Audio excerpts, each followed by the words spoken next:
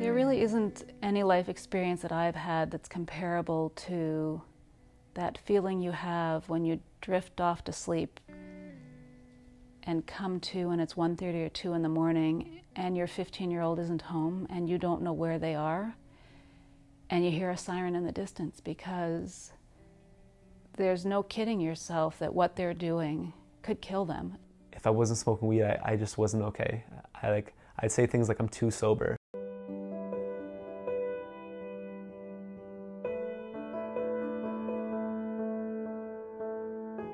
I would never have predicted, from his personality, and he was a good athlete, a good student, I would never have predicted that he would have gotten involved with drugs. By the end of high school, I'd tried, ecstasy, cocaine, acid, mushrooms, Oxycontin, alcohol, marijuana.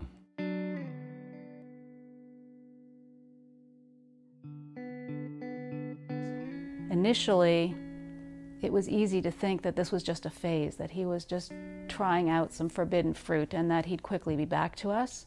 I was just getting what I needed out of being high, or at least trying to consistently. It's when the lying and the cheating and the stealing started, and that's when we really knew that we had a serious problem on our hands.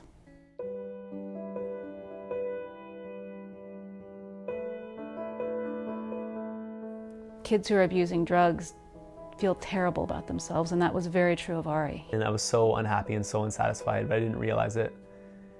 But none of this was able to get me to stop. I couldn't stop, I couldn't control it. And I started asking myself, am I gonna make it?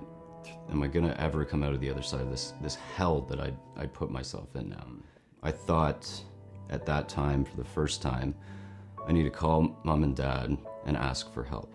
I'll always like to think that our home was a safe haven for our kids. No matter what happened, they could always feel safe if they came back to us, no matter how old they were, no matter what the incident was. It was a Sunday morning around 10 o'clock, and I remember the beer store was 2 blocks to my right, and my parents' house was like 25 to my left.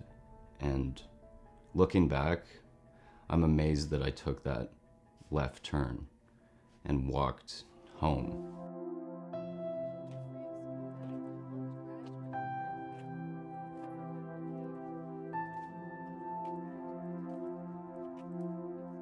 Not only can I force myself to stay away from alcohol and marijuana, but I can feel better sober because I'm dealing with the issues that made me want to drink in the first place.